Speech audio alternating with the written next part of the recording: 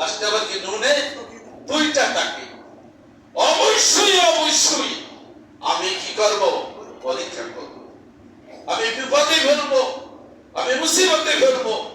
বিষয় মিনাল খাউফ, ভয় দ্বারা পরীক্ষা করব, মাল দ্বারা পরীক্ষা করব, জানমালের নোকসানি দিয়ে পরীক্ষা করব, রোগ ব্যাধি দিয়ে পরীক্ষা করব। বলতেছেন কে? আল্লাহ। ওয়ালা নাবলুওয়ান্নাকুম, তাকি দুইটা তাকিদ দিয়ে বলছেন অবশ্যই অবশ্যই আমি পরীক্ষা করব।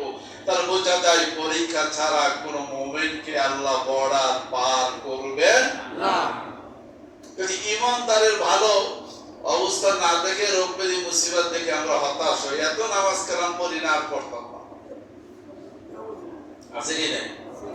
এত পীরের দরবারে দৌড়াই, কই আমার তো রোগ সারে না, দরকার নেই, এগুলো সব ভুয়া খামাখা। আস্তাগফিরুল্লাহ বলেন, নাউজুবিল্লাহ বলেন।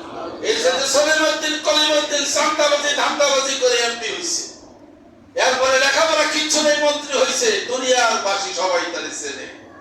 আকাম কুকাম করলেই তো ভালো থাকা যায়। আছে কি না?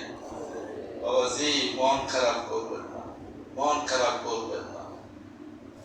আলহামদুলিল্লাহি রাব্বিল আলামিন। এরপরের আয়াত কি?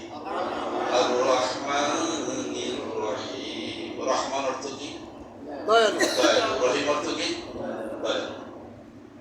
রহমান অর্থ দয়ালু, রহিম অর্থ এই দুটার মধ্যে দয়ায় ভরা। মৌমাছির বাসা চিপতে যেমন মধু ভরা থাকে, রস টস টস করে পড়তে থাকে, ক্যান্ডারি কামড় দিলে যেমন রস টস টস করে পড়তে থাকে, রহমান এবং রহিমের মধ্যে দয়ার মধু, দয়ার রস একেবারে চাপ দিলেই কি এত দয়া আর কারণ। কিন্তু এই রহমান ও দয়ালু, রহিম ও দয়ালু একটু পার্থক্য আছে কিনা?